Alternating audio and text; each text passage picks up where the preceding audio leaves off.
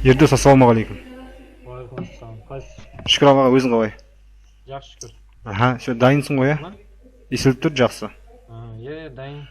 Аха, все. Так, Ердос, маған енді сен өзің экранды көрсетші. Не істедің, не қылдың, қалай жасадың, соны бәрін түсіндірсең. О, экран қай жерден қосатын еді оны? Оны мынау плюс Инструментіден. жоқ, плюс деген кнопканы көріп тұрсың ба? Мынау қызыл, көрдім, аха. соны бассаң, демонстрация экраны деген бар.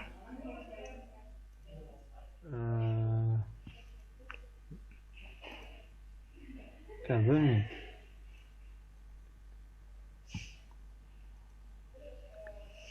Анау контактының үстінде плюс айтасыз ба?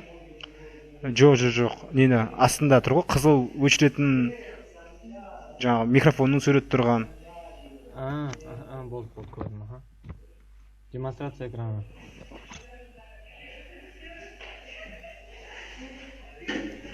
Қосылды ма?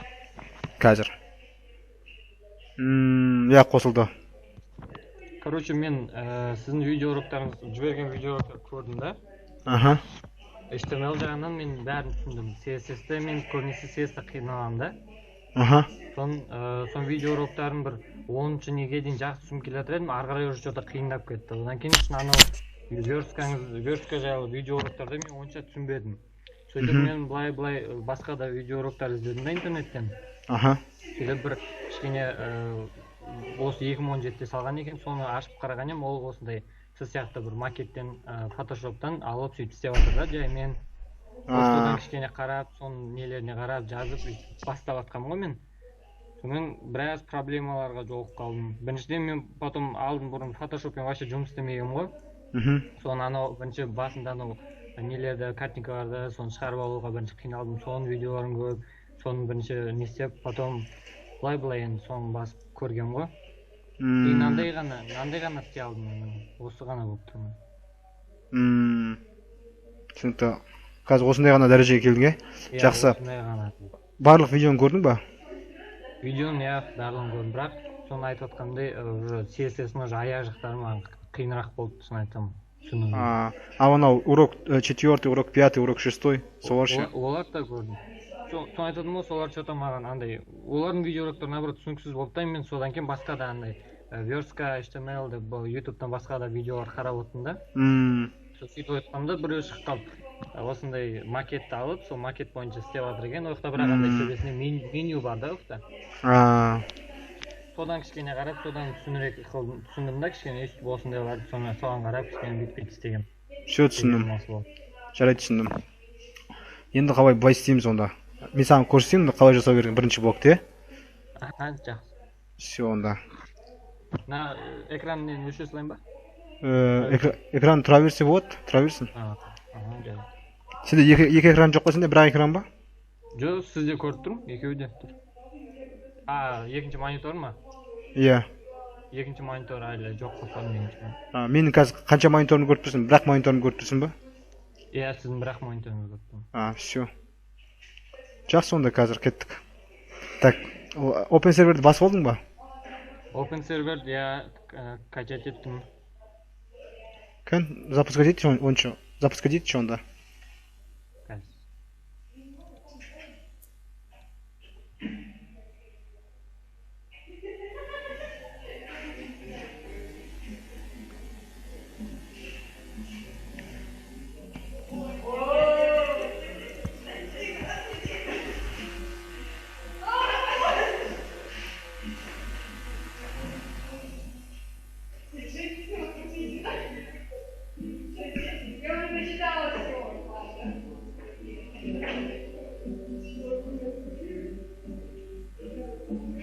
Мына жерде запуск етілді.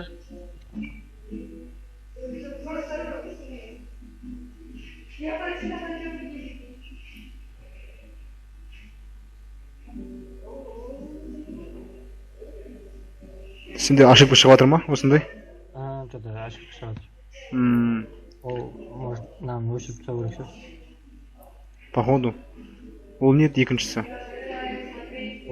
Екінші мынау ашын не ғой? Басқа локальный серверлер жоқ па сенде? Басқа жоқ. Онда осы антивирусты өшіріп көрші. телефонмен сөйлесем.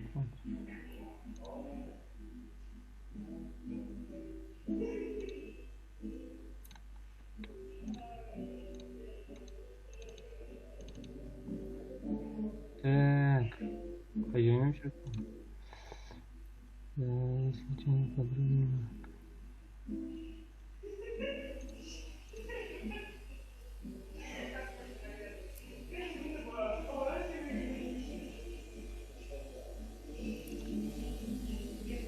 Бұл жода андай конкретно антивирус емес та бұл. Түсіндім. Хорошо.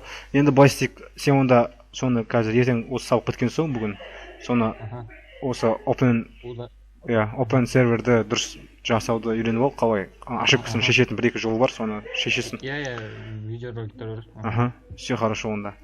Мен қазір саған өзім көрсетеме. Менде уже open сервер қосылып тұр, көрдің ғой, уже. Мен сіздің неңізді көріп тұрған жоқпын, экраныңызды. Наоборот, фронтальный камераңызды көріп тұрмын да, бірақ экранның несін көріп тұрған жоқпын. Енді ше? Сізді ғана көріп тұрмын. Жоқ, неге көру керексің ғой менікінде?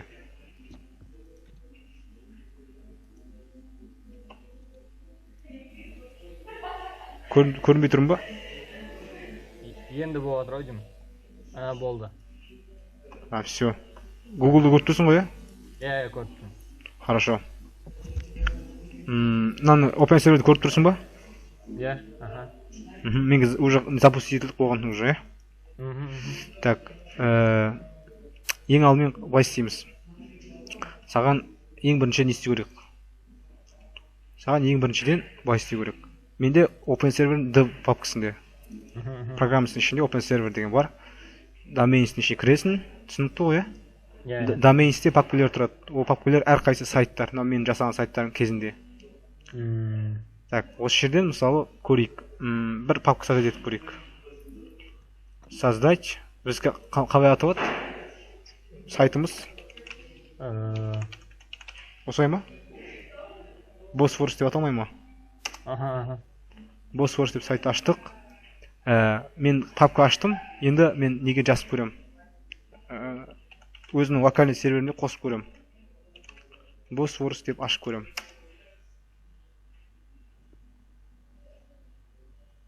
Не удается получить доступ к сайту дейді. Бұл ашылмаған себебі, қазір былай істеп көрейік. Бұл ашылмаған себебі, өйткені мынаны перезапустить ету керек. Папка создать еткен соң, әрқашан. Түсінікті ғой,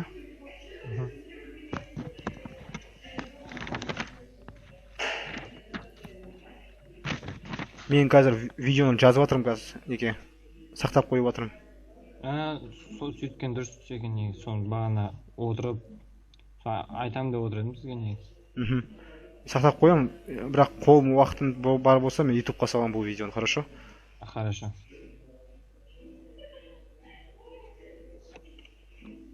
Негізі оны мен емес сен жазған керек еді, саған керек болады негізі көбінесе. Қайта-қайта көруге да.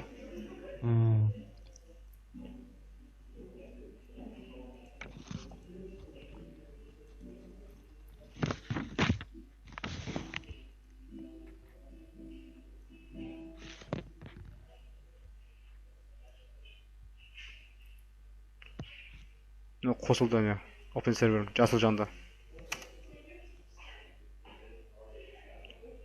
Уже ашты, көрдің ба? Бірақ менде Bosphorus'ның ішінде еш нәрсе жоқ. Сол себепті мен істеймін. Ең бірінші маған папкалер создать, то есть ішіне файл создать ету керек. Структурасы біздің сайтымыз қазір жаңағы Bosphorus'ның несі структурасы, то есть типі сайттың қандай? Лендинг пейдж, одностраничный сайт. Сол себепті ең бірінші біз лендинг пейдждің структурасына қажетті папкалер создать етеміз. Ол ең бірінші папка, ол CSS деген папка болады. Екінші папка ол JS деген папка болады. Үшінші папка images. Төртінші папка fonts. Потом ең главный файл қандай болады? Index.php болады. Неге индекс? Өйткені кез келген сайтта папканы указать етсең сайттың ссылкаларына, ол кез келген сервер автоматически кіріп index.php-ді іздейді. Егер ол жаңағы PHP-ге жаңағы акцент қойылып жасалған сервер болса да. Сол себепті қарайық. Ең бірінші сенің редакторың қандай? Редактор ноутпадпен істеп жатқан ма негізі? Ноутпад па? Видео көріп жатқан кезде анау Брокетс деген жазыңдар дегенге Брокетс жаздым, бірақ оны әлі онша қолданбадым. Саған рекомендовать етем осы Sublime Text-та. Sublime Text. Я көбісі осымен де істейді негізі. Иә. Жазылысы үшін. Аштым, міне. Sublime Text-те Open Folder деп ашасың проекттерді. Мысалы, мен доменнің ішіне Bosphorus деген ашып алам. Bosphorus қайда менде Bosphorus? Міне. Bosphorus'ты аштым. Енді осы жерге не создадым? Bosphorus'ның үстіне оң жағын басам, не папка көріп тұрсың ғой. Ол new file деймін. И потом ненің атын ашам. То есть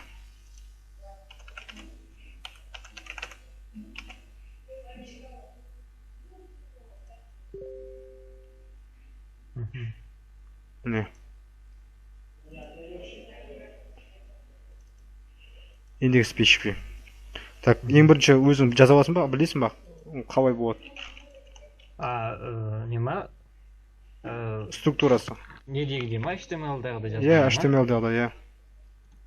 Кәдімгідей, не деп бастаймыз ғой? Doctype HTML. Онда мен қазір саған уақытыңды алмай-ақ қойын, тез бір сайтты көшіре салайын, е? Жарайды, сөйдейік, е? Doctype HTML, сол нелерін жазамыз. CSS-қа несін указать етеміз, ссылкасын. Head, body'ларын жазамыз.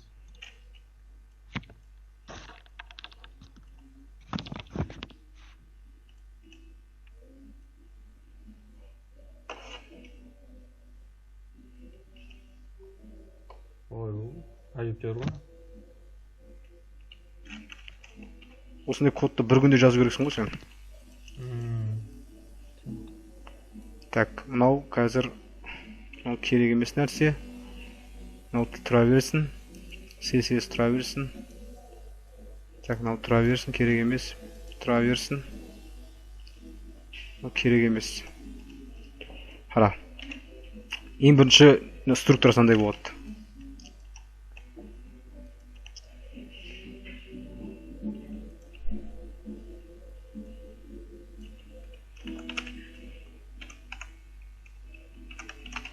Осылай ғой, структурасын түсінің ба?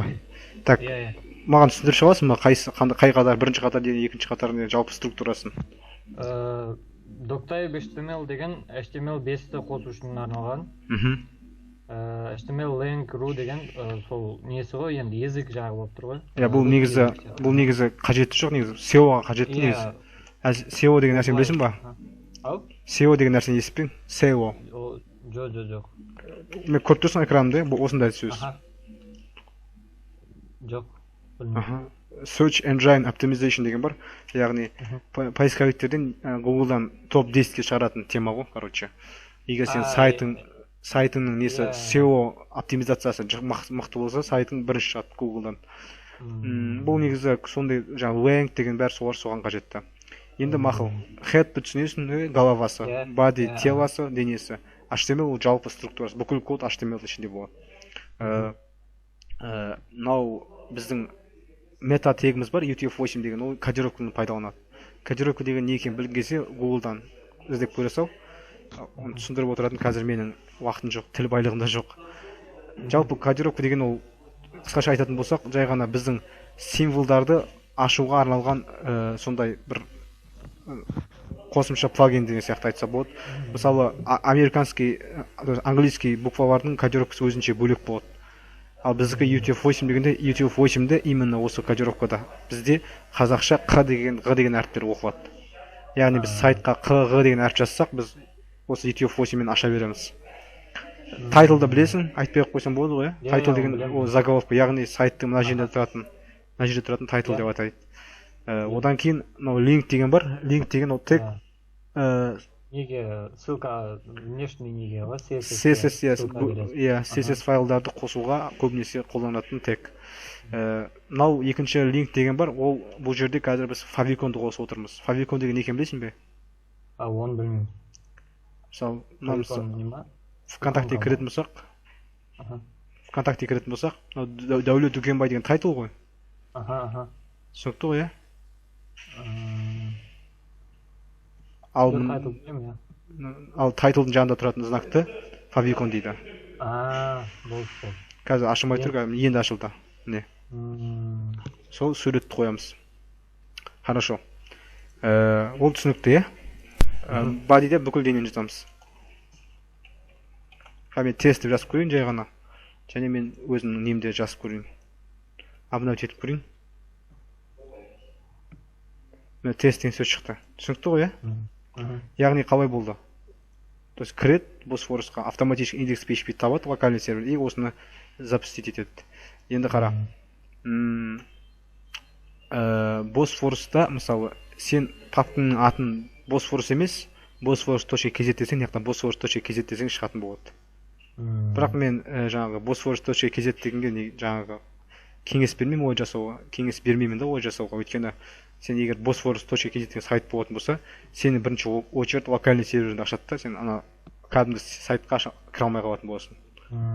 Егер осы доменнің ішінен vk.com деп ашып қойсаң папка, потом vk.com-ға кірсең, сен на vk-ға кірмейсің, өзіңнің локальныйда vk-ға кіріп кете бересің да, ол ыңғайсыз болып қалады. Так что .kz деген керек емес ешқандай. Хорошо. Жарайды, ең бірінші блокты бастау үшін мен Photoshop'ты ашып алайын.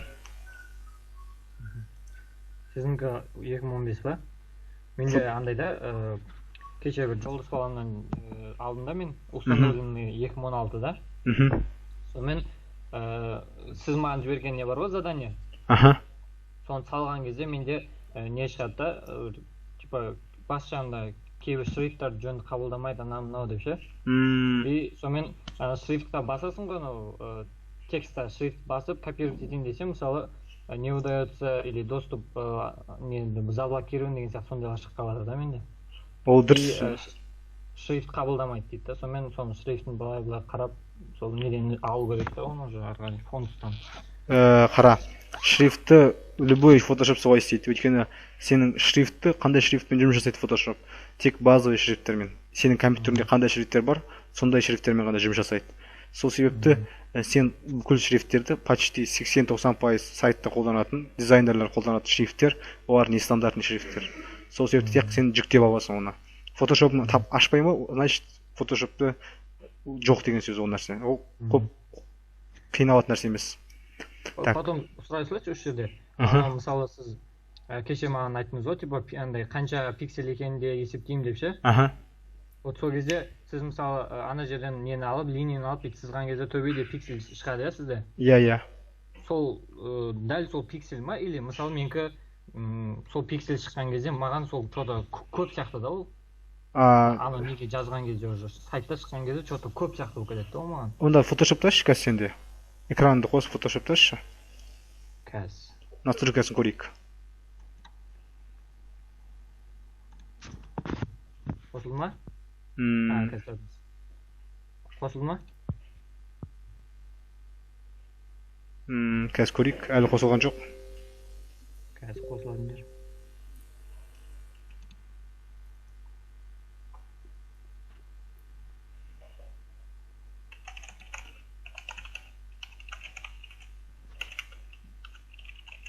Көрініп тұр ма сізге? Жоқ. Көрініп жатыр ма?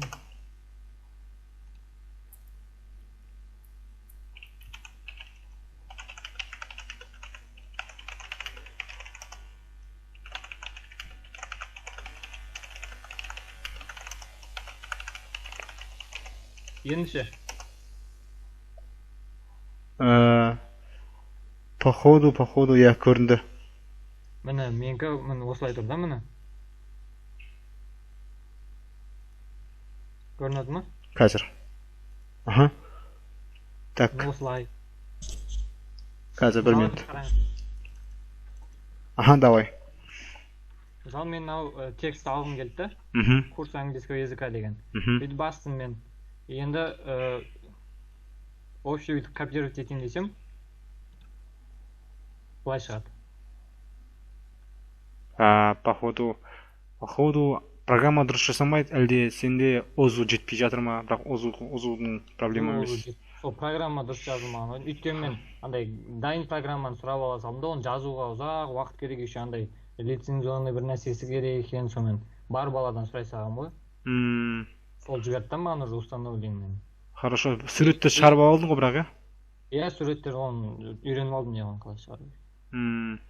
Сен қазір Босфорус Вазовский дегенді жақында ғана қостың ба?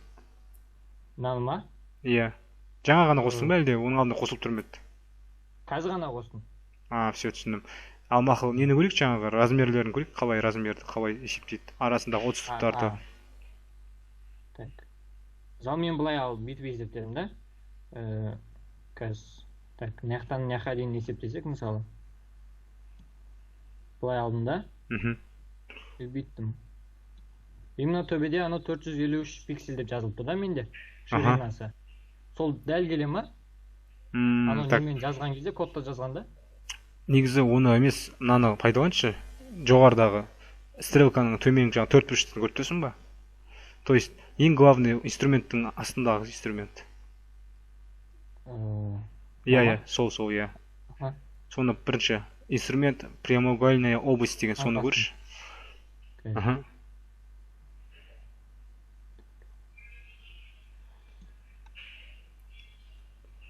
Көрдің бе, сенде сантиметрмен шығып тұр. Сантиметр оны бетесін жаңағы редактированиеге баш, ең жоғары менюдағы, главный менюдағы. Сосын ең астында не бар? Настройки деген бар.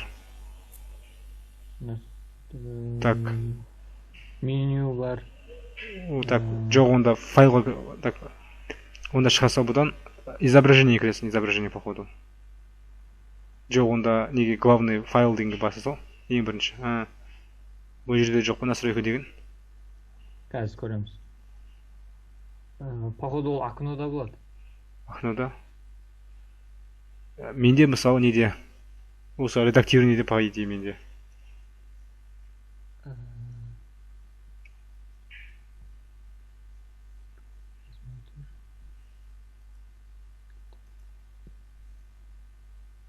Жаңа редактивіне кірді, жаңа настройка цветов дегенге кіре сол. Настройка цветов. Кірдім. Осы жерде. Так, настройка цветов тек қана бұл жерде. Онда X больше параметр басшы, көрейік. Бұл жерде емес, X басы сол. Так, қайта редактивіне баса бер. Так, установки, меню, клавиатурные сокращения. Так, настройка, так, преобразовать в профиль. Так, осы жерде ғой, міне астына түсе бер. Единицы измерения и линейка деген бар. Сол. Пиксель. Барлығы пиксель болған дұрыс, иә.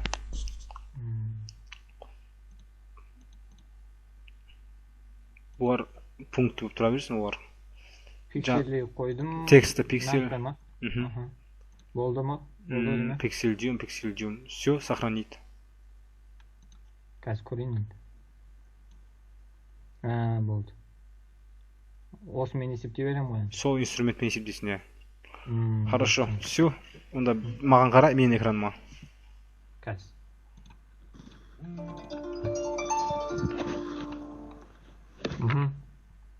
Так. Нені көріп тұрған жоқсың ғой, экранымда? Жоқ, неңіз көріп тұрған жоқсың. Енді ше? Пока көріп тұрған жоқсың. Енді көрінді ма?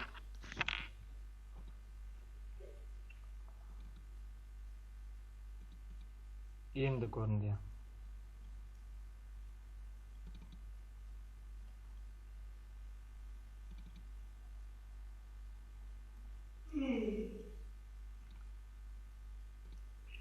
Жалпы бай қараймыз да.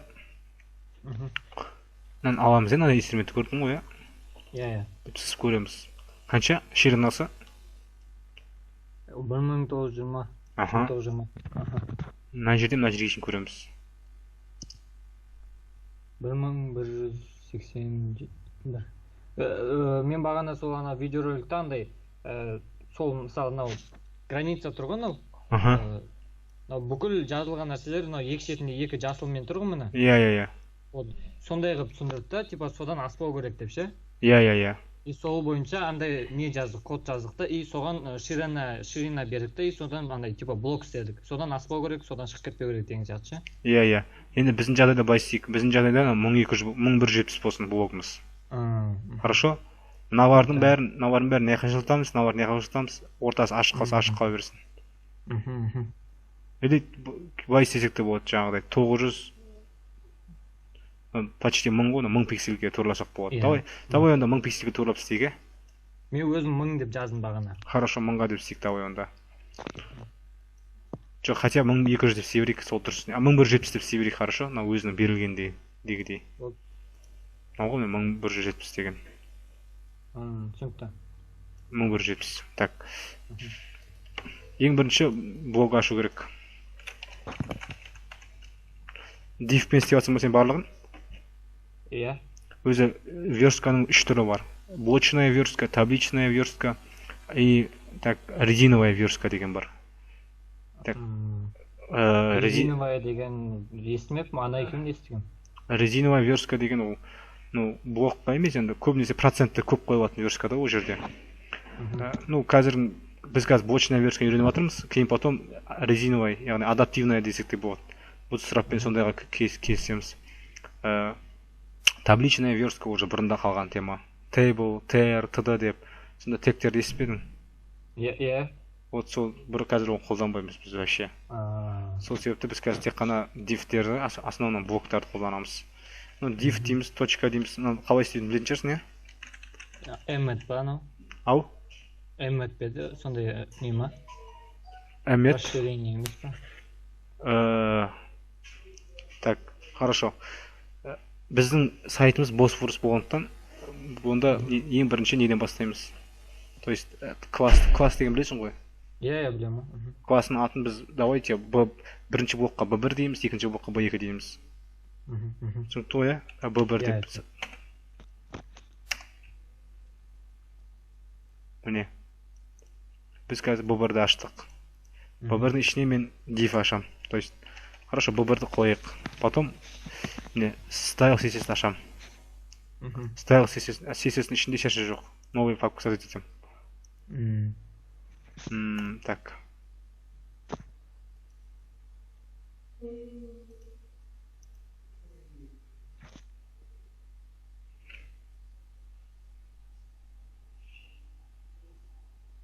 New file.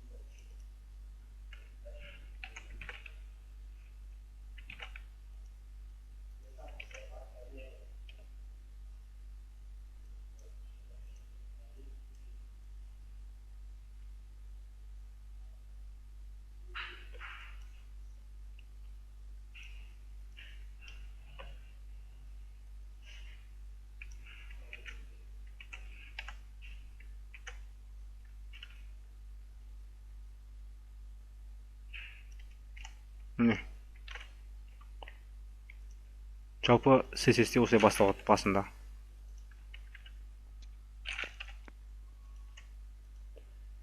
Так, қазір түсіндірем.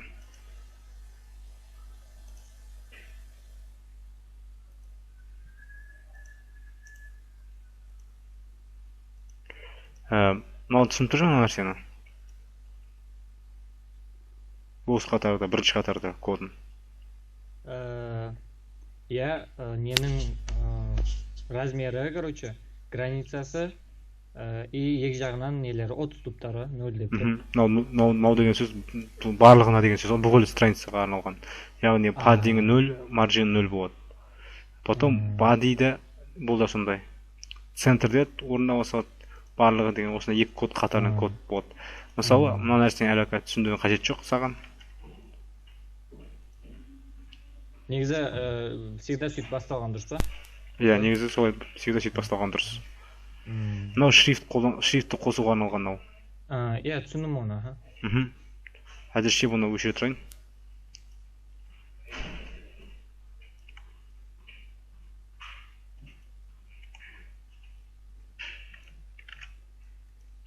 Так.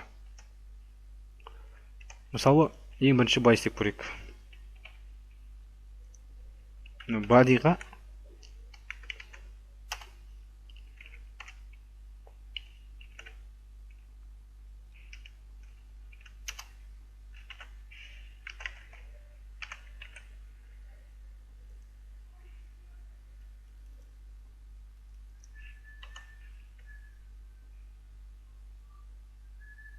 көріп тұрсың ба? Иә. Егер мына екі қатар болмаған кезде, екі қатар болмаса, өте мынандай болатын еді.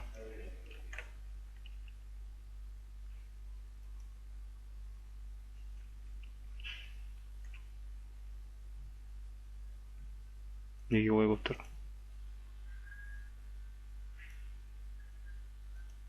Мына жерде негізі 30 болады өзінің бодилардың. Мен бағана сондайдан не істеп қалдым ғой, сондай болып қалды да менде. Соны не ол, қалай, соны түсінбей интернетті біраз ақтарып, кішкене содан миым ашты. Иә, жалпы негізі осындай қажет мен андай нәрсе. Түсінікті. Алдында екі қатар код қажет. Так, background body керек емес. Енді бізге ең бірінші не керек? Ең бірінші бізге не қажет? Не? B1-дің, мысалы, B1-дің структурасын көрейік бірінші. Яғни бізде сурет қойып ең бірінші фон, е? Және. Точка деп жазасын, е? Иә. With жазбайсың, height жазасын. Height точно. Height деген. Тек height биіктігі. Height'ты бай жазасын. Қанша? Биіктігі? 875. 875 дей салайық. Суретті алу керек мынаны. Суретті алуды білесің ғой, е? Иә, білем. Мұнда мен суретті алмай-ақ қой, неқна менде сурет бар етекті.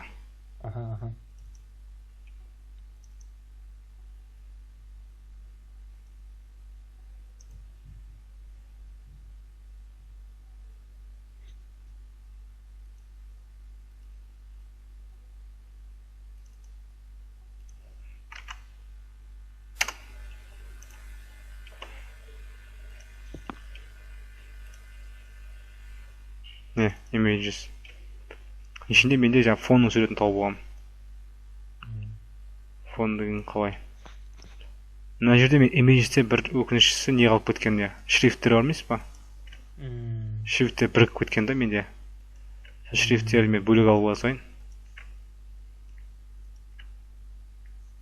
Шрифттер жаңа Google Fonts'тан скачать етесіз да? Google Fonts'тан болмаса түрлі сайттар бар скачать ететін. Содан скачать етіп аласың. Ал та еще скачать етпей прямой кодын да жазуға болады, е? Ана бас жағына кодын тастап. Так, жоқ, өкінішке орай. Скачать ету керек.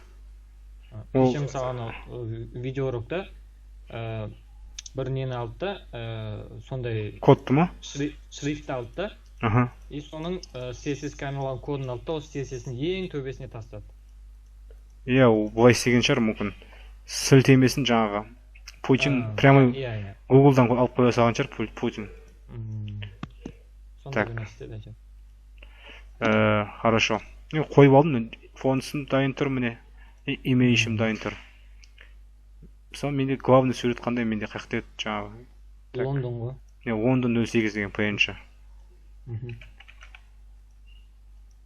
Бұның несін қарайым, то есть размері қарайым, 1920-да 871 пиксель, е? Яғни 871 екен биіктігім. Так, width деген керек емес, өйткені 1921 уже тұра береді, 1920 өзі ровно тұра береді. жай ғана background қоямын енді. Мгм. Background URL деп қоямын. Мгм. Осылай.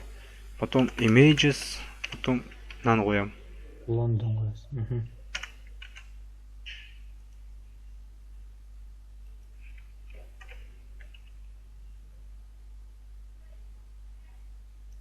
Так, кодты көру үшін оң жағымен жұмыс жасап жатсың ба? Иә, білемін оны.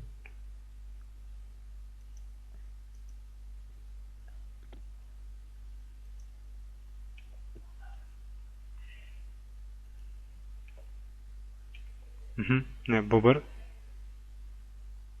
Апарсаң міне қара айтып жатыр. Bosphorus CSS көрдің ба? Image деп, значит, біздің жолымыз дұрыс емес. Жолды дұрыстау үшін мына жердің алдына слеш қою керек тағы да. Page by this істеу керек. Тұр ғой. Иә.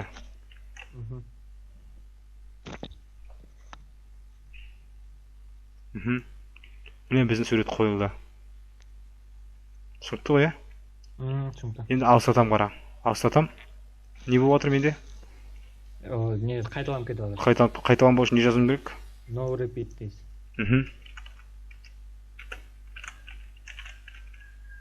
Былай жасам да болады. Бөлек. Background repeat. Бөлек жазуға да болады. Иә.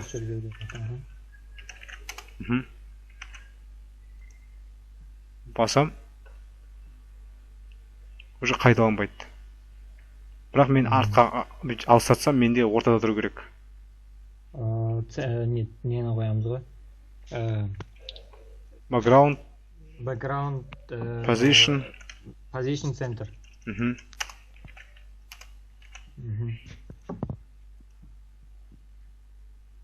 Түсінікті ғой, иә? Енді сайтымыз вроде нормально. Бірінші блог сәл дайын болып қойын деп қалды. 10%. Енді бізге сайт структурасын қарайық. Ең бірінші бізге мынаны жасау керек. Дұрыс па?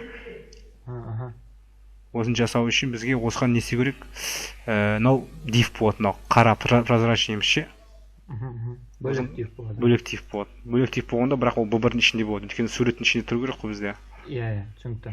Бұны біз div дейікті b1 шапка дейік деп атайық класс ретінде.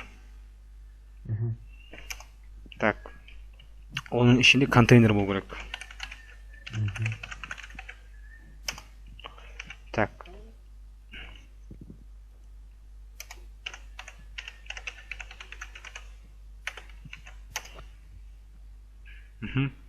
B1 шапка, потом бұның несі не болады?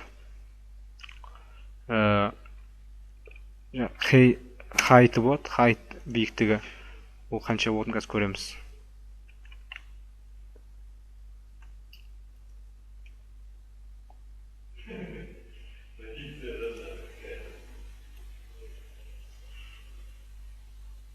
Жүз пиксель.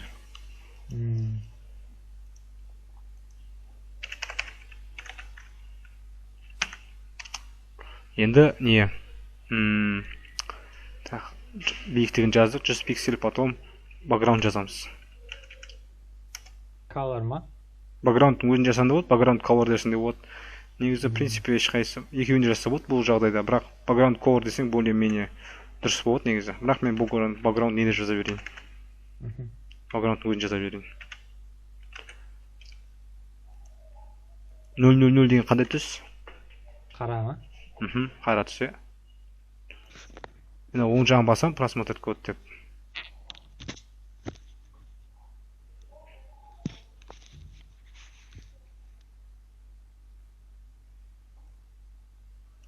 Мен көріп тұрсың ғой, е? Мына жерде классым көрініп тұр, жаңа жазған классым. Мына жерде прозрачность төмендетем.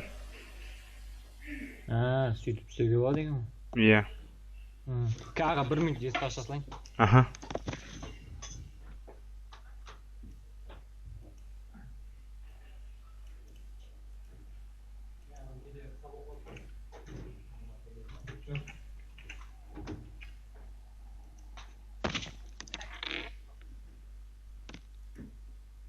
Кешіңіз, есікке кеп қалған үйдегілер. Айта беріңіз. Қазір.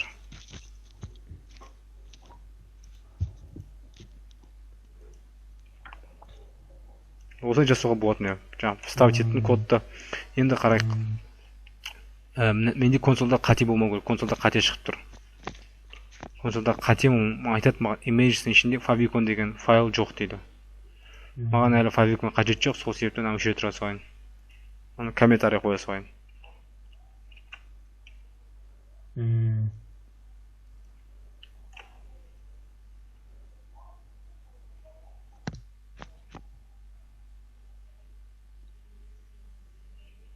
Favicon бірақ автоматически favicon сұрап тұр менде. Негізі любой сайтта favicon болу керек, сол үшін қате шығарып тұрады менде. Жарайды, ол favicon маңызды емес бізге. Favicon любой уақытта өзің қоя саласың. Так, контейнер. Контейнер не үшін қойдым мен? Контейнер вот сол екі шетін ұстап тұратын нәрсе. Мысалы, контейнерге бүйтіп жазайық.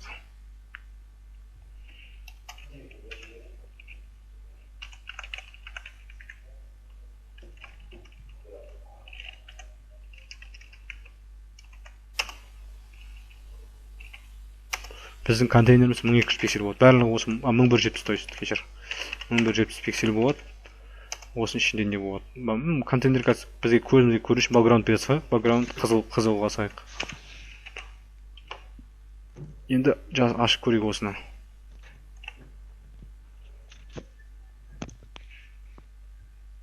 Біздің жерде контейнер тұр, бірақ контейнер тұрғанымен де көрінбей тұр. Өйткені біз оған объектив берген жоқпыз. Қайтты мысалы бір 50 пиксель дей салайын.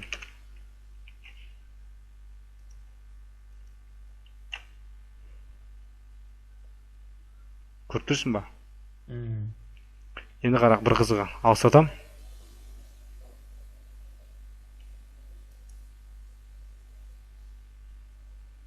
Көріп тұрсың ба? Контейнер мені ойнап кетіп отыр. Мына сурет ортада тұр. Бірақ мынау контейнер ойнап кетіп отыр. Ол үшін кетіп қалмау үшін мен ұстап қойым керек ортаға. Ортаға қойдыру үшін маржинмен ба? Иә. Маржин 0 авто ма? Иә.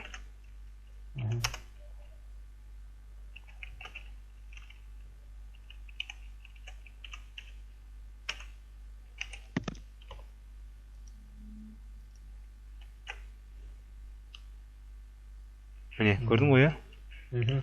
Енді осыда бізге қазір height пен не background red керек емес, уже главный орта қойған болды. Енді осы контейнерден кез келген жерде пайдаланасың, кез келген блокта. Сол үшін жоғарыға қоя салайын. Так, жарайды, ол түсінікті ғой, иә? Енді қара.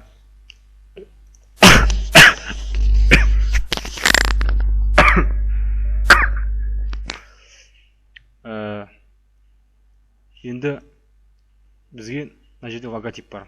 Көріп тұрсың ғой, логотип қою керек, потом номер қою керек, и потом кнопка қою керек.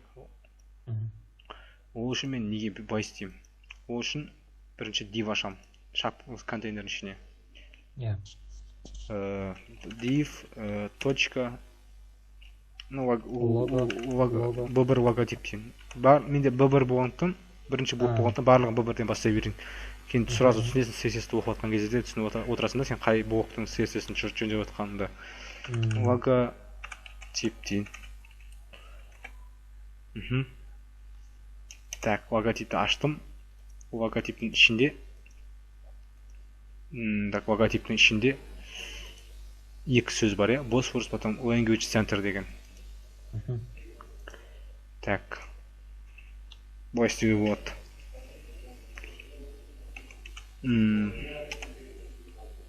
Bosphorus. Потом span деген блок дифті білесің ба? Жоқ оны. Жоқ көрген бірақ. Диф. Қазір түсінесің не үшін екен.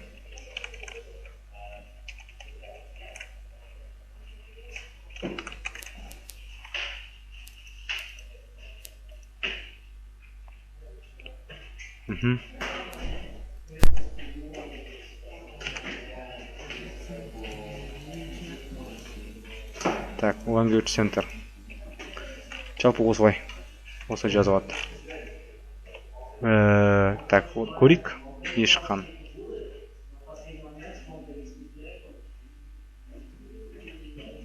Мен 100%-ға масштабты жасағанда 100% жасайсың ғой әрдайым. уже мына жақта мен көріп тұрсың ғой аналарды. иә көрдім. Енді осыны не жасауым керек?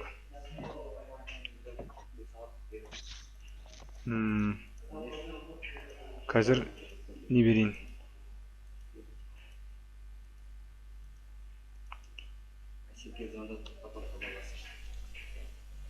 Так, енді қара.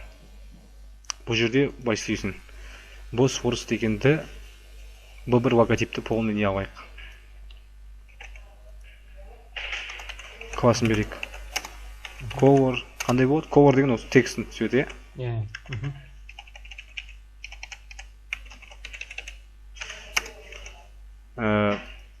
Қараймыз жақсы алып.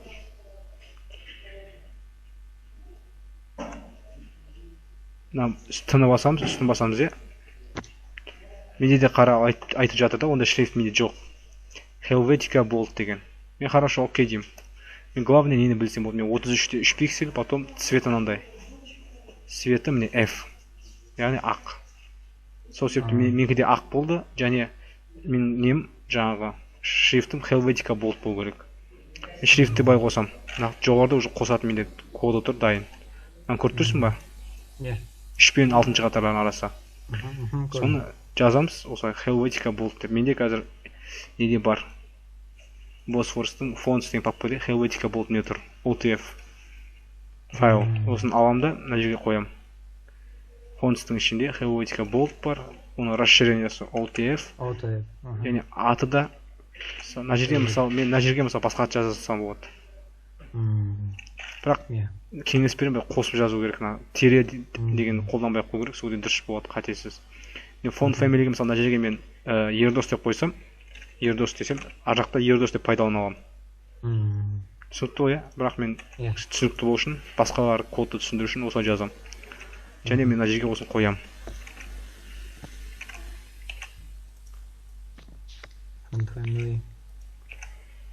Енді мен жаңа 33 пиксель екенін көрдім. Font size 33 пиксель.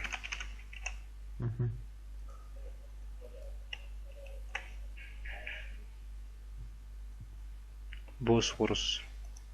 Енді мен Босфорус деген бәрі екеуі де барлығы үлкен регистрлі жазу болу керек, яғни текст қандай? Садан келетін еді ғой. Текст transform uppercase десем по идее болу керек. Садан. Босфорусмен жазылды. На год, е? На қатар. 25-ші қатар. Так, одан кейін енді былай жасаймыз енді.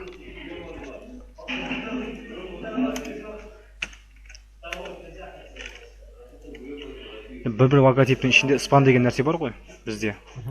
Мына спанды көріп тұрсың ба? Бұл мынаның ішінде тұр. Сол себепті мен былай жазам. Бір логотиптің ішіндегі спан деген div бар, то есть тег бар, соны былай соны аламын деп. Ол қалай аламыз? Ең бірінші мен мысалы былай display блок десем, бұны мен кәдімгі div-ке айналдырған сияқты боламын.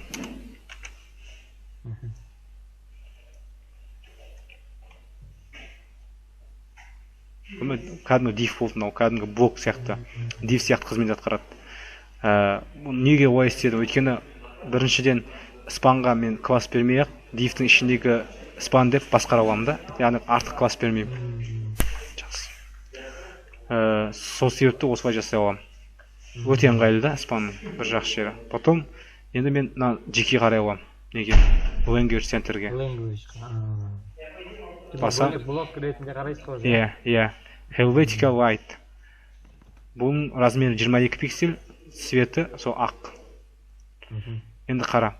Мен жаңа B1 логотипке барлығына ақ түс бердім. Демек мен мынағанда ақ түс тағы беруді қажет жоқ уже.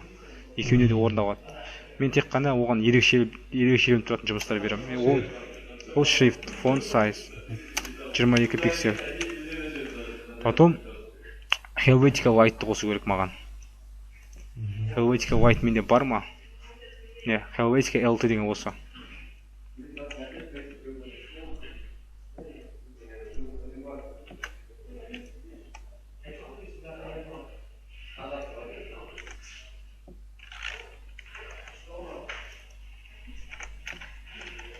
түсінікті ғой, иә. осыны копировать қоя салам. Мен қара, кодтың бәрін идеально жазып отырмын, ошибкасыз. Бір-бірінше бірін кіргізіп, қатармен, немен, мына жерде де сондай. Бәрі бір қатарда. Көріп отырсың ғой, сен де осылай жазу керексің. Кодың түсінікті, мусор болмау керек кодың. Міне language center дейді. 22 пиксель. Енді бірақ менде мына жер тең болу керек, иә? Тең болу үшін мынандай нәрсе бар.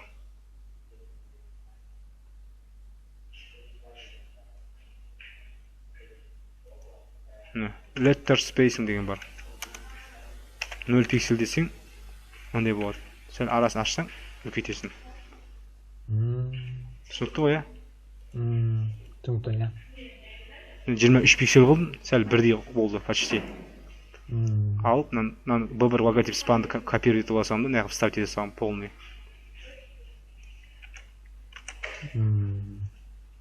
И менде почти логотип уже дұрыс, готов, дайын. Болды. Енді қараймыз. История деген бар фотошопта. Сонда басып, ең жоғарысына қараймыз. Ең жоғары қалай басында тұрды, соған алып келеміз.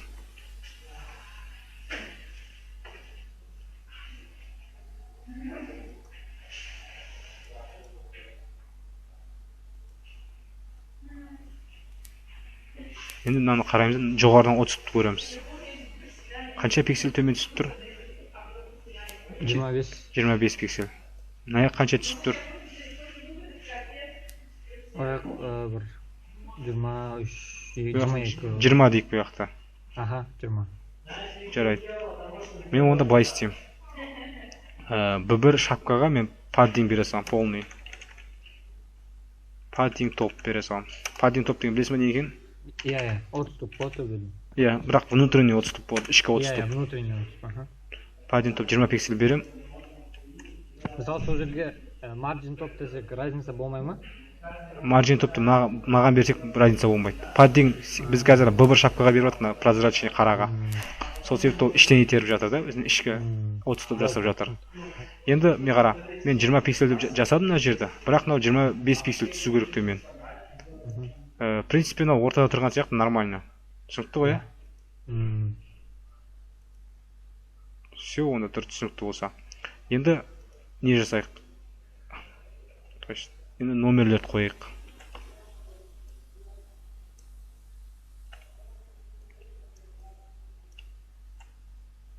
Вообще, любой сен дивті создавать еткен кезде, ол солға қарай ұмтылады, солға қарай жылжып тұрады, готовый болып. Енді мен қазір бір див создавать етем, оны мен float right деймін. Сол кезде оңға қарай жылжиды. Ол контейнер ішінде болады, осының жанында болады. Егер түсінікті болу үшін былай істеп қойын саған. Иә, түсінікті.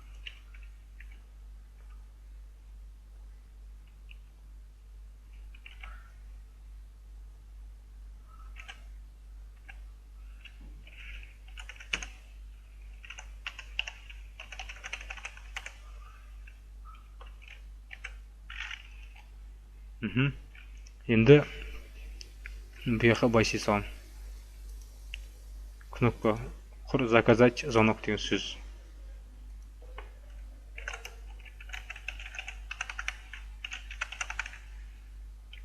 Түсінікті ғой,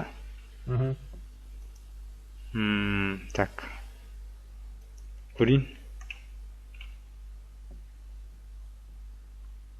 Мына жерде көріп шықты, көрдің ғой, Енді мен басам, заказать звонокты көрем.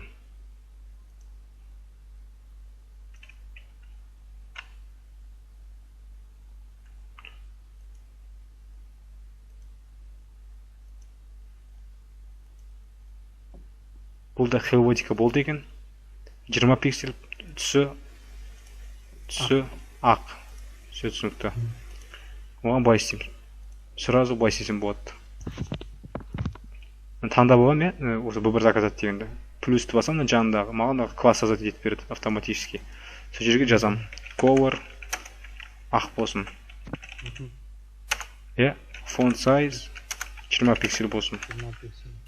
Float right болсын деймін. Уже не жазып берді маған. Түсінікті ғой, енді не істеу керек тағы да уже жаңағы font uppercase, то есть text transform uppercase десем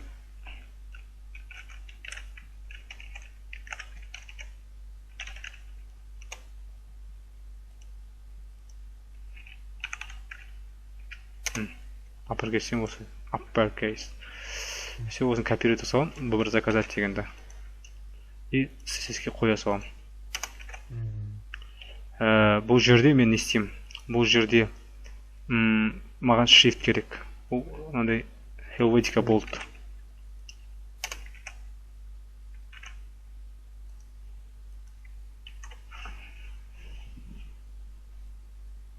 Вроде нормально. Енді маған не керек? Кнопканы размер керек. Бордермен істейсіз ба оны? Иә, кнопканы қазір 260-та 40 примерно. Енді қарайық. Ол үшін өз береміз. Ширина береміз. Ұзындығын 260-та 60 пиксель. Height 40 пиксель. Енді background береміз. Background red деп береміз. Background red деп берген ол бізге дұрыс деп айтуға болмайды. Бірақ былай істеуге болады. Ана не деп атайтын еді, жаңағы бір түс пен бір түстің орнын ауыстыруды. CSS gradient деген нәрсе бар.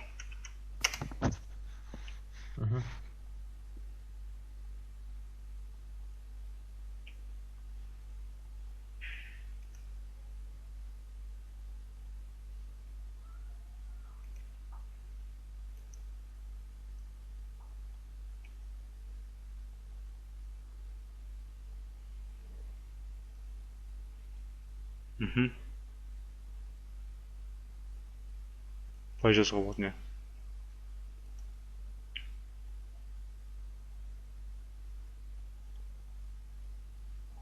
не? To right бар, to bottom бар, angel бар, red, анау мынау, to right. Жалпы бізге to top керек қой бізге. Мен алып алсайын. И потом пайсеге болады. Background-ның орнына қоя салам соны.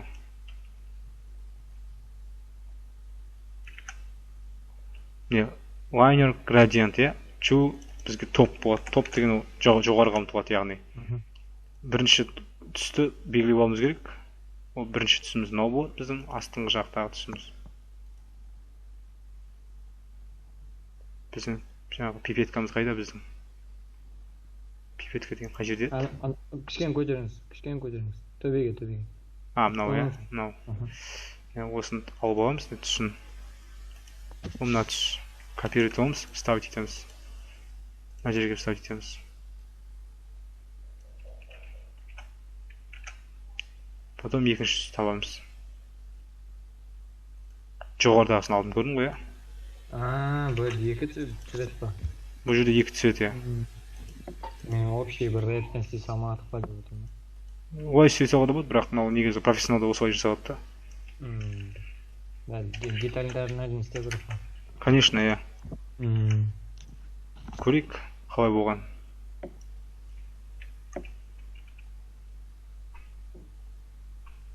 Көрдің ғой, Так, енді текст қандай? Align center десем, ортаға түседі. Padding топ десем, сәл. 5 пиксель беріп көрейін. Сәл яғылам. 10 пиксель нормально жетеді. И потом мынаны қараймыз.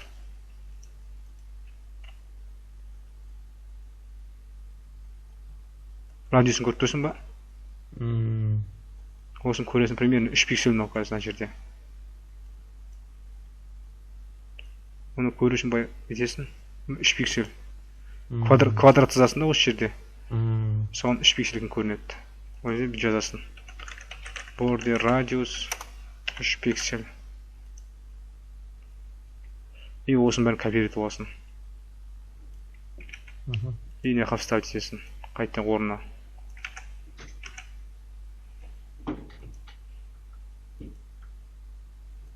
түсінікті ғой, иә? Сұрақтар болса сразу сұрап отыра бер сол жерде. Иә, түсіндім бәрін. Енді қарайық. Бізде мынау неге төмен түсіп кетті деген сұрақ туындауы мүмкін сенде. Иә. Өйткені мынау нәрсе бар.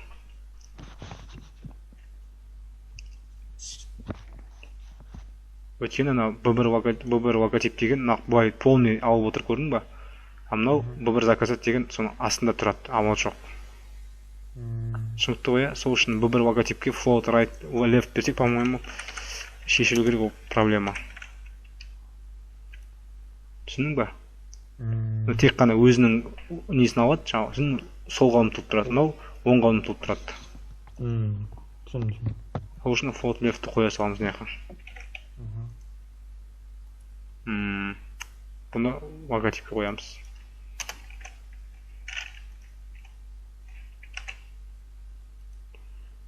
Сол кезде бізде нормально уже нәрсе болады. Мына кнопканы ортаға қойымыз керек енді. Кнопка бізде жоғарыдан қанша пиксель? 32. 30 пиксель, иә? 30 пиксель төмен тұр. Бізде и так-то 20 пиксель жоғарыда паддингмен жасап қойғанбыз барлығына. Так что мынаны margin топ 10 пиксельмен төмен түсіре саламыз. Түсінікті ғой, B1 заказға margin топ 10 пиксель.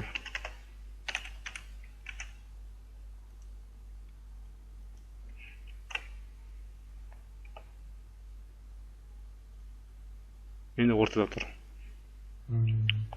Так, енді мына жаққа номер қоюымыз керек. Номерді қалай қоямыз енді? Қандай идеяң бар? P-мен жазып салуға бола ма? P-мен жазуға болады, иә, P-мен жазуға болады негізі, бірақ барлық жерде енді P деген дифтер, мысалы H деген тегтер бар, P деген тег бар, көп деген тегтер бар, оның бәрін орнын дифпен алмастыруға болады да. Диф және CSS қосып қойып. Онда үшін div деп номер жазамыз, класс береміз болғанда. Иә. Бір номер. И номер жазамыз.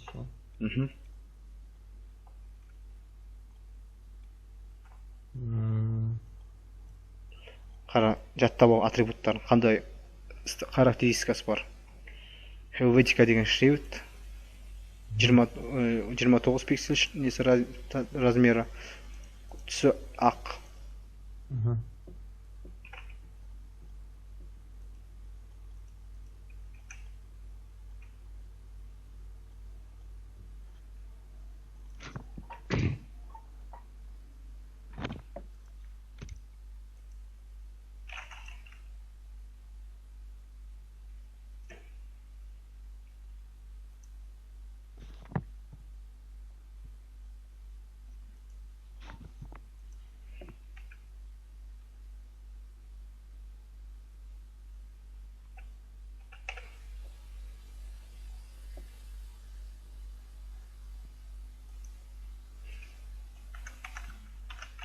Мынау не деген тек? Его түсіреді қаста. Типа не сияқты ғой, интерсек. Иә. Номерлем шығып тұр. Енді бұлардың жаңа характеристикасын жазсақ, то есть бұл бір логотип емес, бұл бір номерлер деген тек. Соған не жасасақ? Color бар бұлардың. Color ақ болады. Float right болады, бәрі бұл да оңға жылжиды.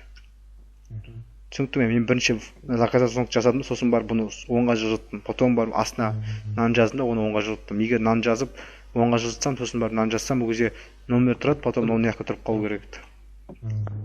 Понятно. Так, фонд сайз қанша? Фонд сайз 27 ғой. 27. 29 емес па? 29, иә. 29. Енді оны арасын істеу керек, ә? Бірінші Helvetica деген шрифт қосып қойымыз керек. Helvetica деген шрифт бізде, по-моему, Helvetica Bold деген шрифт шығар. Helvetica сөйтіп соны ала салайық бізге.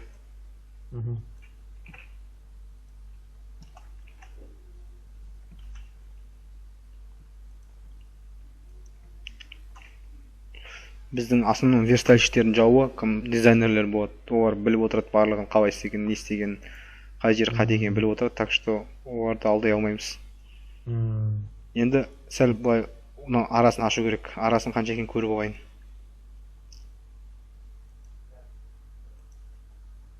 Историяны артқа қайтып адам көрдің ба? Типа бір бәлек өзгеріп кетсе, сондай кезде. Иә. Мына жерде разницасын көрейін қазір. Ширина 28-30 пиксель примерно. Демек, 30 пиксель неққа жылтым керек. Ол үшін margin right деген бар. 30 пиксель. Көрдің ғой, Көрдім.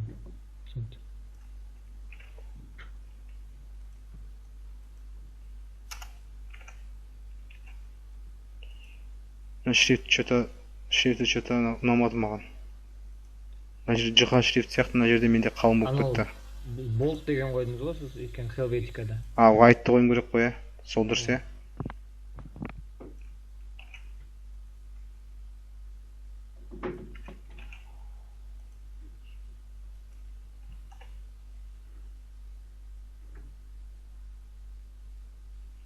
все нормально. Арасы қалай, нормально ма или арасын жақындатамыз ба? Нормально арасы болады.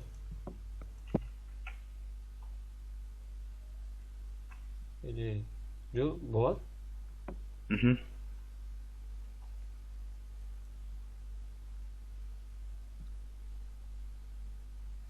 Не? Ұқсаудың ба сайт енді? Сенгі де ішіп жазадың ба сен? Или басқаша жазадың ба? Мен сол осына төбесіндегілерді қалай істеу керек екенін нені қалай істеу керек екенін білмедім ғой, анау блок ше анау. Енді ауыстырған кезде осылай тұра береді, әдемі болып тұра береді ортада. Біраз ескенде қана қалады. Енді келесі этап ол курс английского языка. Соны жасайық. Ол уже B1 шапканың ішіне кірмейді, дұрыс па? B1 шапканың астына түсеміз. Ол уже келесі неге блокқа өтеді. Иә. B1 шапканың астына түсеміз. B1 шапканың астына. Біздің бұл типа тайтлымыз ғой, заголовкымыз ғой, курс английского языка ең үлкен. Сол үшін B1 тайтл деп қойсайық. Класстың атын бергенде байқап беру керек қой негізі. Дос әрқашан бір-біріне тиісіп қалмау керек кодтарын. Бір-біріне бірдей не беріп қойып, класс беріп қойып, ертең бір анау өзгерткенде анау өзгеріп кетіп, мынаны өзгерткенде анау өзгеріп кетіп болып отырмау керексің да.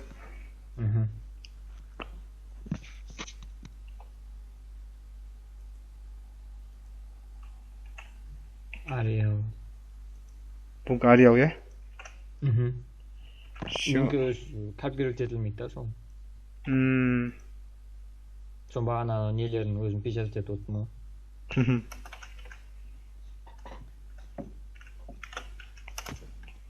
Так.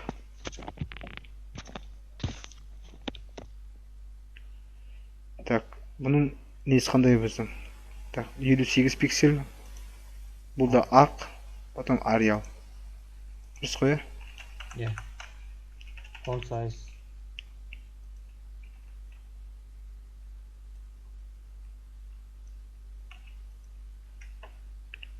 Font right бізге керек емес. Font size 58 пиксель. Ариал ма? Ариалды қосудың қажеті жоқ, Ариал походу бар бүкіл компьютерлерде. Иә, ол базовыйлардың бірі ғой. Иә.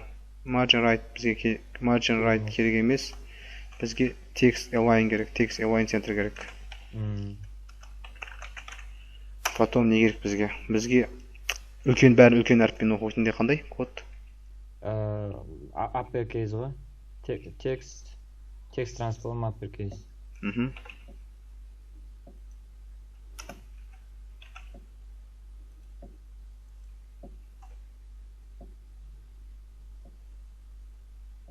Міне, шықты, дұрыс па? Негізі мысалы сол uppercase жазбайық, просто жазатын кезде де бас әріппен жазып қойсақ та болады, негізі. Ол да болады, негізі. Бірақ анау әдемірек көрінеді ғой. Анау бөле басқарғанға жақсы да. Ертең мысалы сен біраз текст жазып отырсың, мысалы қайтып кіші әріппен жаза салу керек, кодты бірақ кодты өзгерте саласың, и все. Background берейік. Бұған не берейік, айтпақшы. размер берейік. Размеріміз қандай болады біздің?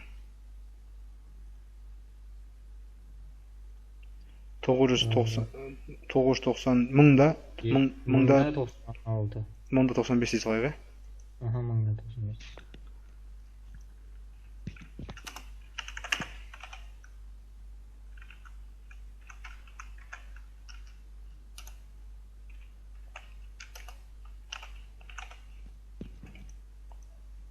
Ортаға тақау үшін не істеймін?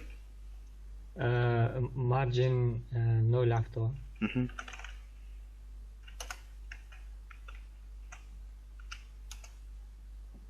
Төмен түсіру үшін?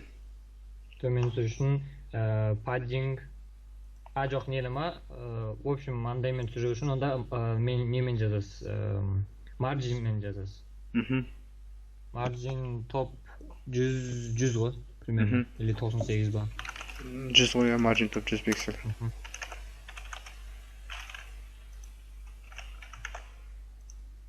Түсінікті ғой, түсінікті. Цвет, background. Осветлить ету керек.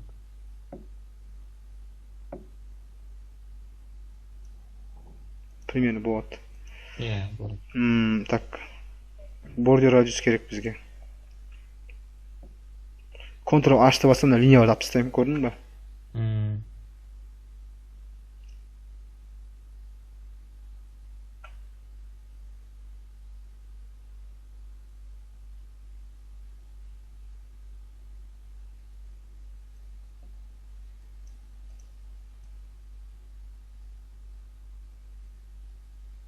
Где-то 7 пиксель.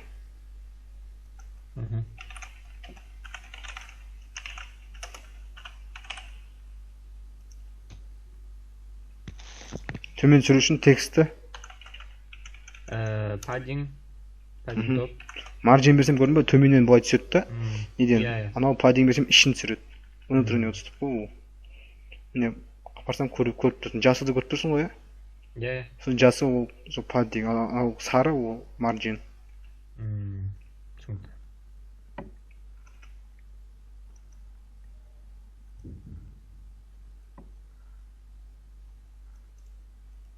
Выбор title.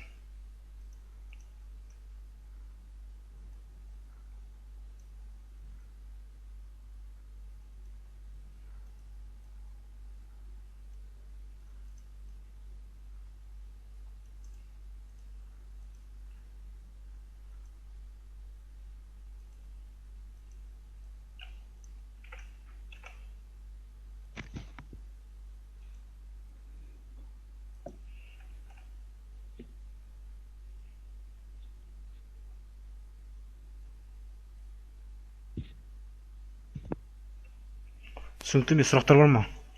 Жоқ, бәрі түсінікті. Келесі этап.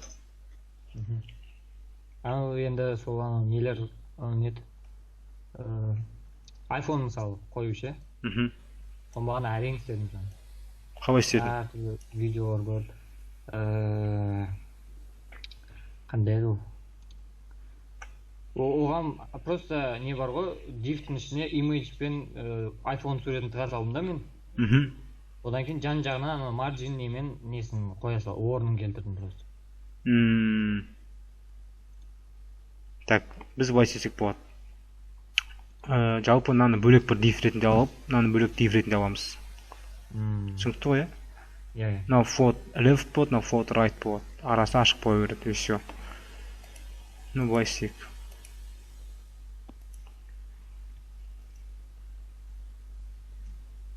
Оның астын ашайық. Div. Былай істейік. Float, то есть float емес b1. То есть не. Подарка.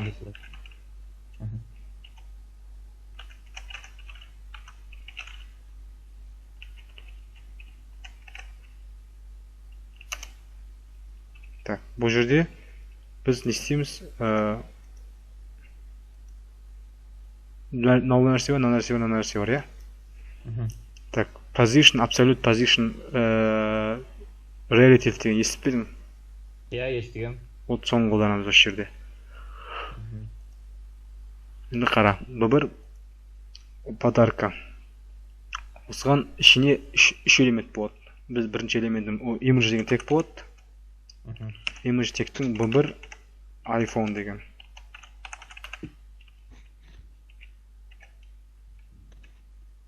Бұл жердің несі image'si болады. Image'imiz қандай image болады біздің, қазір көреміз. Мынандай, аты. Потом alt деген керек емес бізге. Класс осындай болу керек. Түсінікті ол, Одан кейін екіншісі мынау. Екіншісі мына iPhone 6 в подарок деген. Ол екінші блок болады, үшінші элемент, ол бесплатный урок деген. Яғни div болады бар.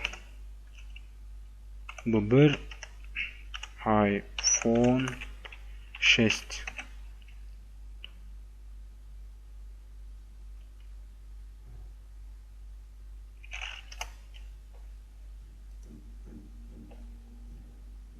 iPhone 6 подарок.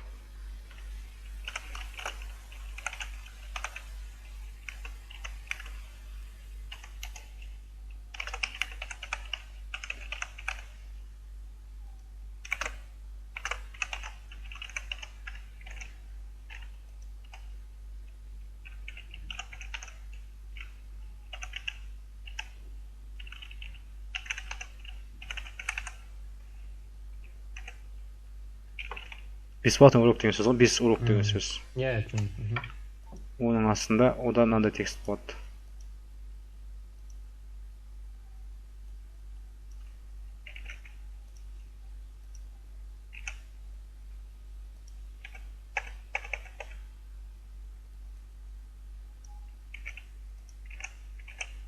Так. Қажи көрейік.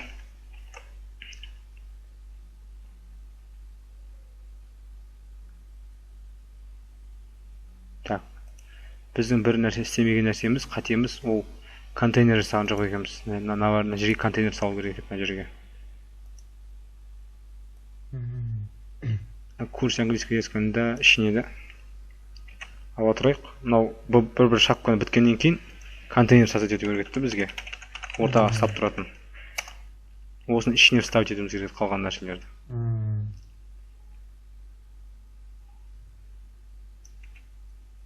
Енді дұрыс болды.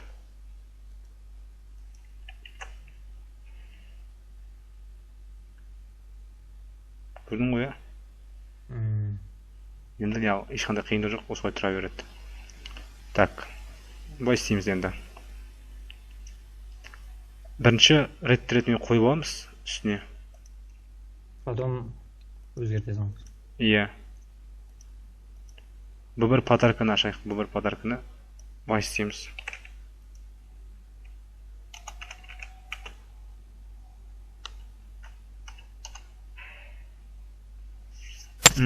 Position relative. Осы не істейді осы? Position relative деген қазір түсіндірем. Осылай жазып қойсайын. Бұл дочерний, родительский элемент болып саналады. А мына үшеуі, мынау сурет, потом мынау iPhone 6 подарок и мына бесплатный урок, үшеуі ол дочерний элементтер. Яғни аталық элемент, сосын балалық элемент деген сияқты ғой. Осы үшеуін ұстап отыру үшін осы position relative деген пайдаланады. Енді қарайық. iPhone, бұл бір iPhone деген алайық.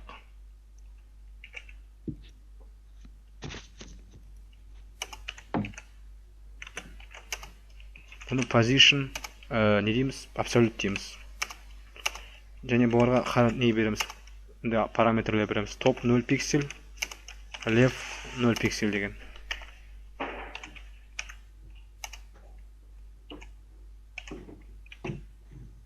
Түсінікті ғой, қазір оны түсіндірем, түсінбесең. Дәл сондай неге де береміз? Текстті. Текстке де береміз. Яғни бұл бір iPhone 6 дегенге, және бұл бір 5 урок дегенге береміз.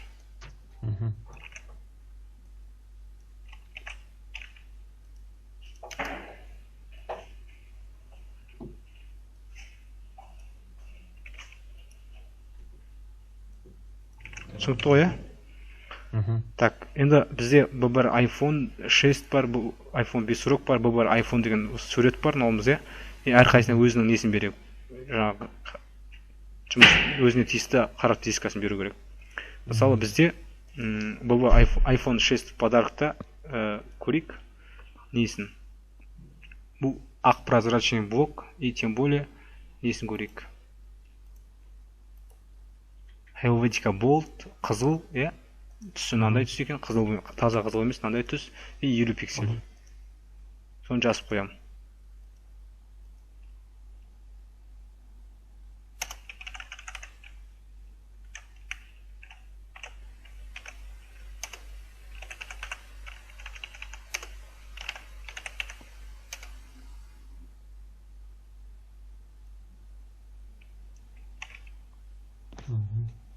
Түсінікті ғой, иә?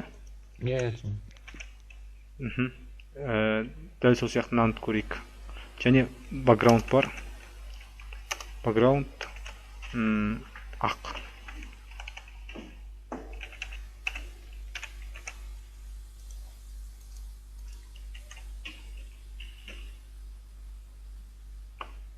Көрдің бе мынау?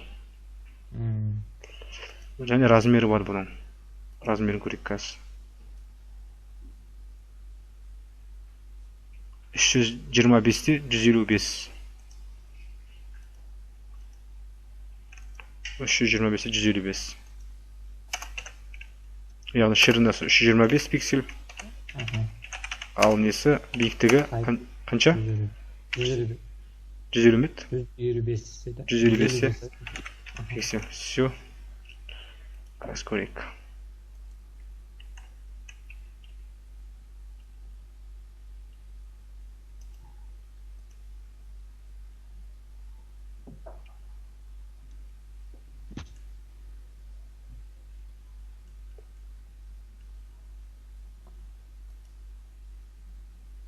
Прозрачный қыламыз сәл былай.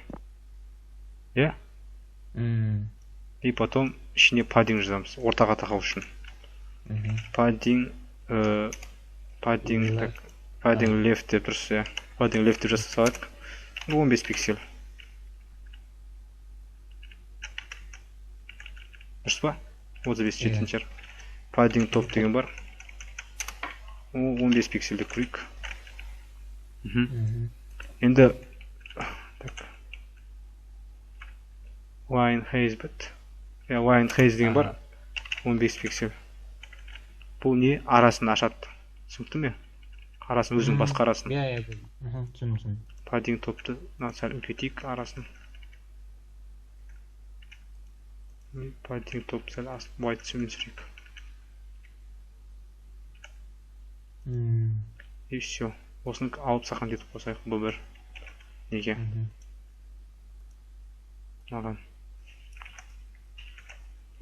Дәл сондай, науда сондай болады. Маған прозрачный қара бере салайын. 5 дегенге. И потом бұның несі Helvetica White болады бұныкі.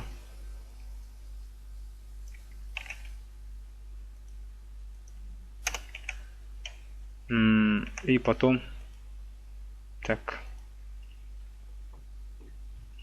Артқа қайтырайын қазір. И шрифт қандай болады бұның? Helvetica White дұрыс 41 пиксель, и бұл да ақ.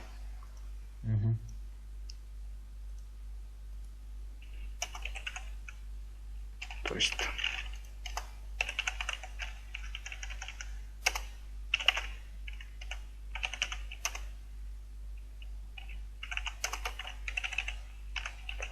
дұрыс қой,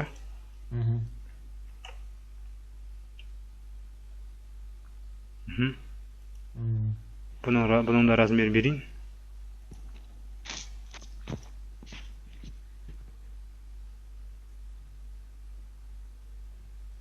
$530-да 140-қа дейін. 530-да 140 дұрыс айтасың.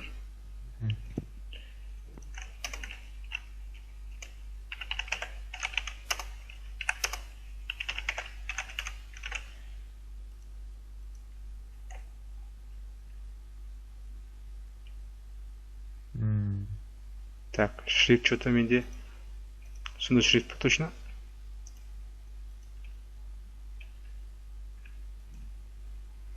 Padding топ береміз.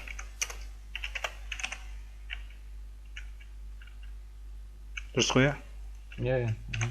Padding left.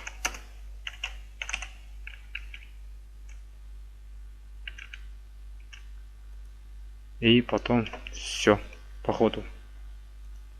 Енді марджинмен істейміз ба аналарда? Жоқ, оны істемейміз. Жаңағы топ лефтпен істейміз жаңағы. Түсіндің ба? Біз жаңа BBR подарка деген аштық қой. Оған position relative беріп қойдық, бұл осы ұстап тұрады. Бұл блок ол мына жерде тұр деген сөз, position relative деген сөз. Мына точка болып тұр мына жерде. Сол жерде ана үшеуін тастап. Осы біздің координатаның басы осы болып саналады да, координата ретінде берілеміз. Мынау image тұра берсін, мынау BBR нені сәл жылытамыз. Енді leftпен жылытсақ, былай жылытамыз. Көріп тұрсың ба, мен iPhone 6 дегенде жылытып жатырмын. Абсолют деген.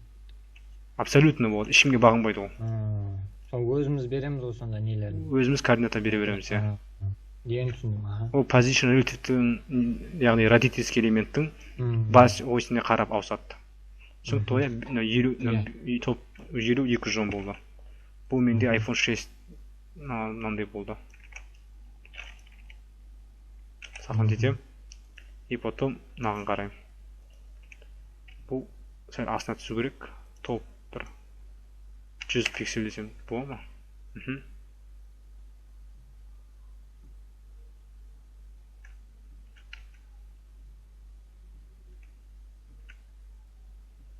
Бізде қалай тұру керек өзі? Ортасынан кішкене төмен. Иә. Так. Мына жерде төмен түсу керек.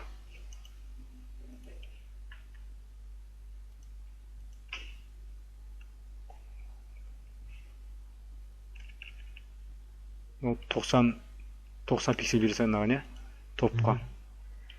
90 пиксель бере салам мынаған сол кезде мынандай бере салам. 260 бере салам. Потом левтке сәл жылытам. Түсінікті ғой, иә? Потом сәл не қойшы, қара қойшы, прозрачныйсын. А то шрифт не оқымай қалып жатыр да.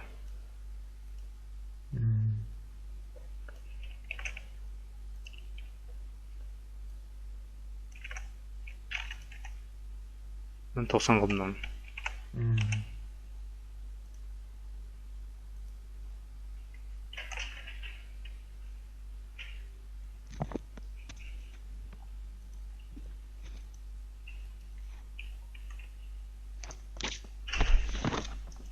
Қара қылған не қара болмай қалды, прозрачныйсы. Вроде нормально сияқты. Нормально ма? Сәл оқымай тұрған сияқты текст. Кішкене қара қылған деп отырсыз ба? Ана жақта өзгертпедіңіз ғой сіз? Өзгерттім ғой, жақта копировать вставить. Өзгерттіңіз ба? Біз көрейік.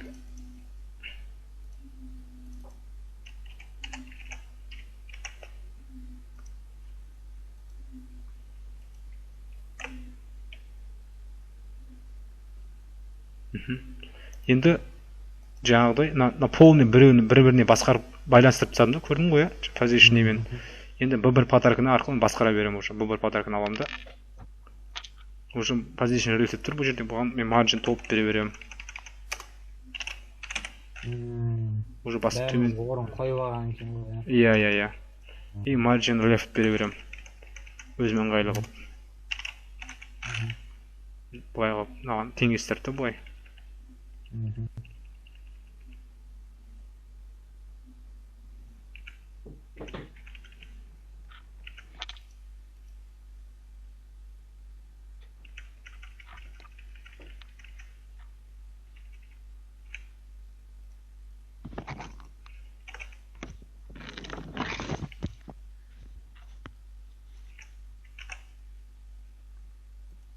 Түсінікті ғой, иә? Сонда мен бірінші блогым осылай жасадым. Бірінші блог примерно осылай жасайсың. қалай қиын ба оңай ма? негізі оңай екен. Оңай иә?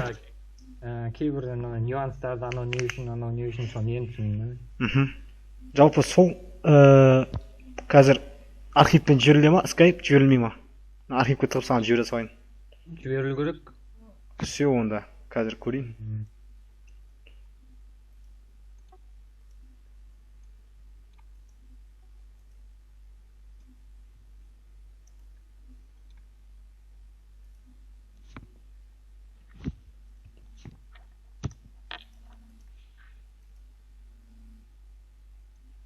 Сұрақтар бар ма бүгінгі сабақ бойынша?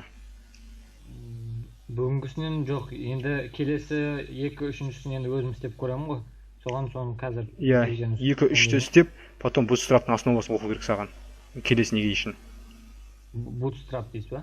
Иә, келесі сабақ пятница болды бізде, иә? Суббота болады, иә? Среда, так, пятница болды сабағымыз, келесі сабақ. Skype, иә? Skype'ға саған жазайын.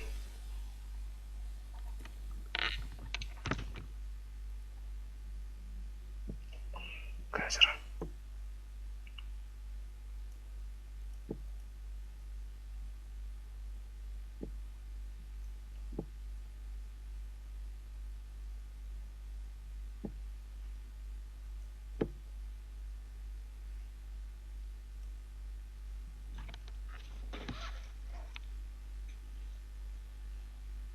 Так, басқа сұрақтар жоқ па? Ал енді келесі 2 мен 3-тен сұрап алайын дегенім да. Иә, сұрай бер, давай, айта бер. Мысалы, уже келесі... Өзің экранды қосай, экранды қосып маған сұрай берсің. Қазір, 1 минут.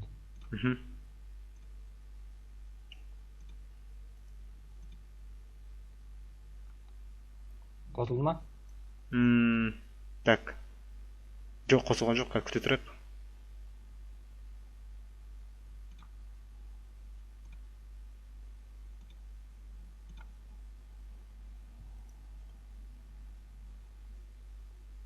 Енді қосылу керек. Вроде қосылған жоқ. Қосылмаған әлі? Аха.